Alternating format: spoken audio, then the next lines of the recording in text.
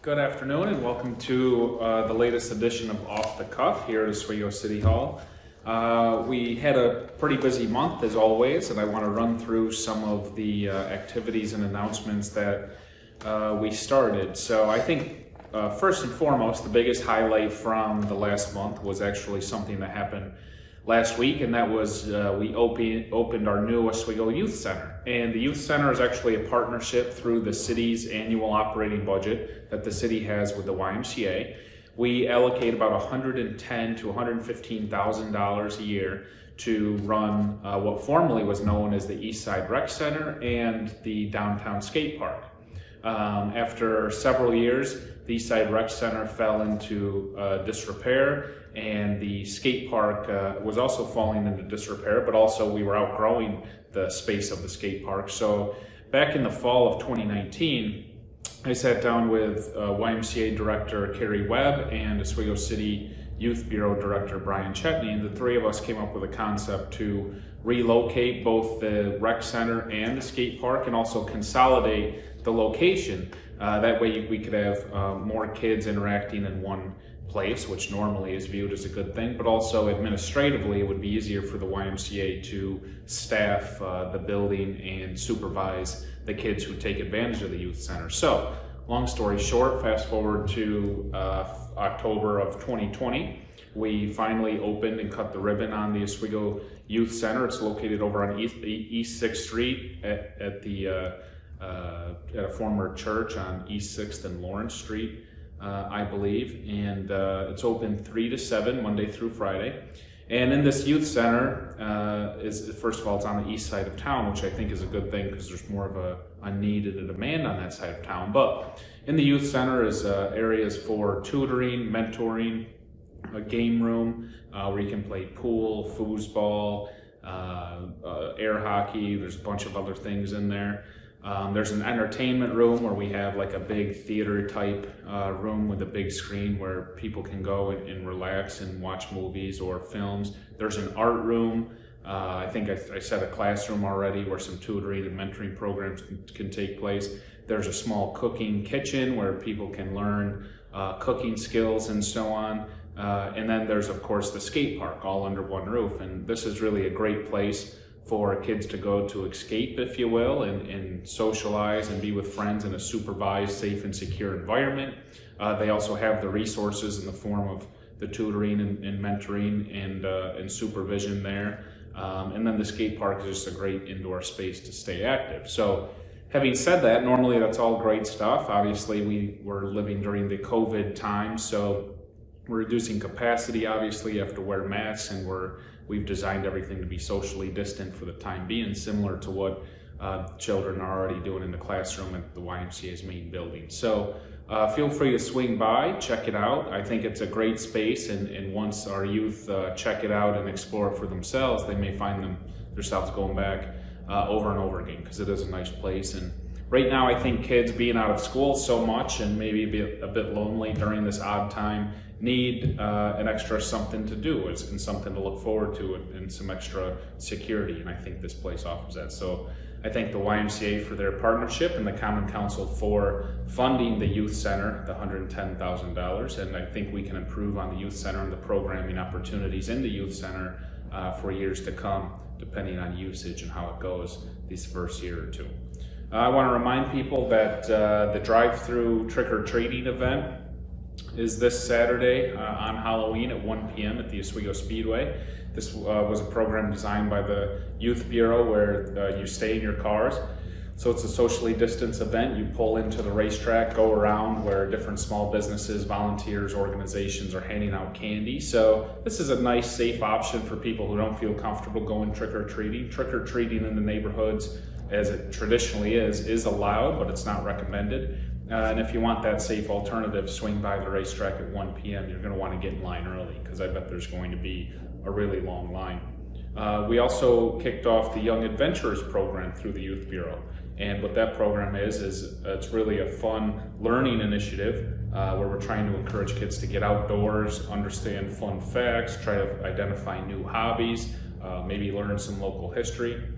I actually kicked off the series doing a Oswego River and a salmon video where it was filmed down at the Oswego River. I talked about the importance of Lake Ontario and the Oswego River, and we showed some of the fishermen who are fishing and discussed what they're trying to catch, and that right now at this time of year is salmon. So I gave some fun facts about salmon and then encourage kids to pick up a pole. So you'll see some more videos like that, not from me, but from other key stakeholders in the community. I think we have folks at the H. Lee White Museum may do history here in a few weeks. So that'll be exciting, and I urge our children to tune in and watch that and try to learn some things and stay engaged and get active.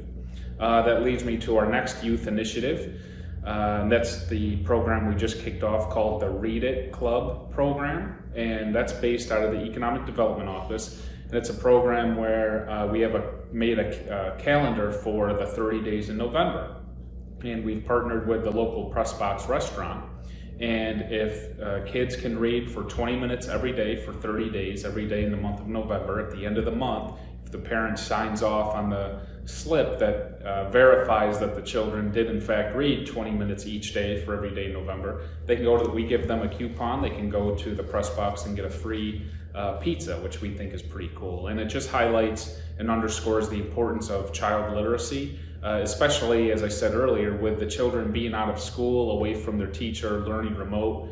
I think it may be easier to slack off using this hybrid school model, but I think it's harder to be engaged and interested and stay engaged with the classroom activity. So providing extra incentives, encouraging children to read when they're outside of the classroom and maybe not learning remote is a good thing at this time. And I would encourage both parents and students to take advantage of this program and get the free pizza. And depending on the number of participants this month, this may be a program we continue moving forward. So I think that's exciting, and we've got a lot of positive feedback already, and the project hasn't kicked off yet. It starts on November 1st. So stop by the Economic Development Office or my office here at City Hall to get the calendar and then start reading and make it those 30 days. We also opened Public Skate. There was a big debate whether we were going to be able to pull this off or not.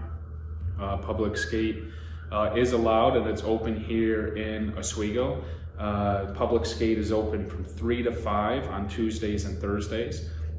We're actually doing weekend hours this year, which is a bit of a change. So Saturdays 6:30 p.m. to 8:30 p.m.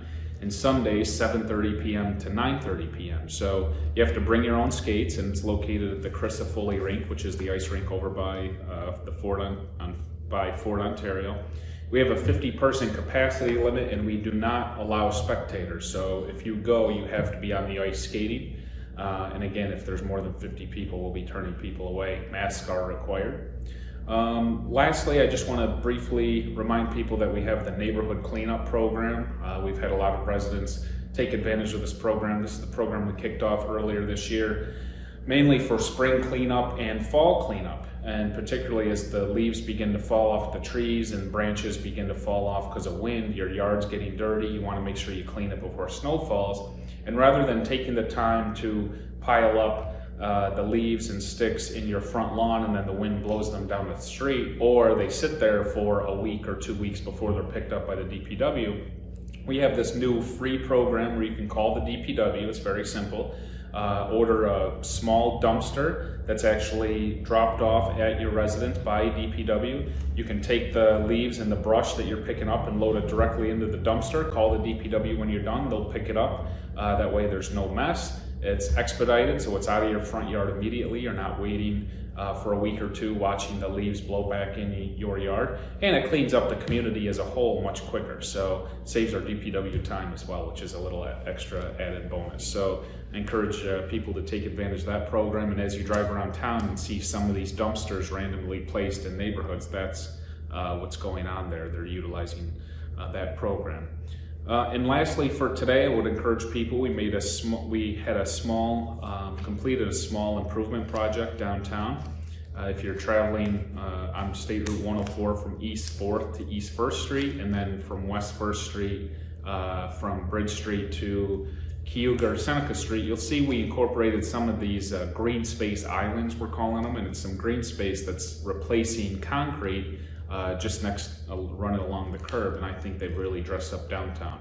Small little project, just a small change, but it pays big dividends in terms of appearance and the feel of downtown. We've got a lot of good feedback already from that project. So make sure you check it out and take notice, because I think it's good for downtown. We hope to incorporate some more maybe next summer. Outside of that, work is still moving along at the Wrights Landing Marina. If you're out and about, check that out. We're about to pave the marina, so it'll look drastically different in another week or so. And then we'll be shutting down most of the exterior marina construction. We'll still be doing some renovations at the bathroom facilities, but we expect to be ready to go for spring 2021. So exciting stuff. Look forward to the holiday season coming up. We have some fun stuff planned. I'll talk more about that next month. In the meantime, thank you for tuning in, and we'll talk then.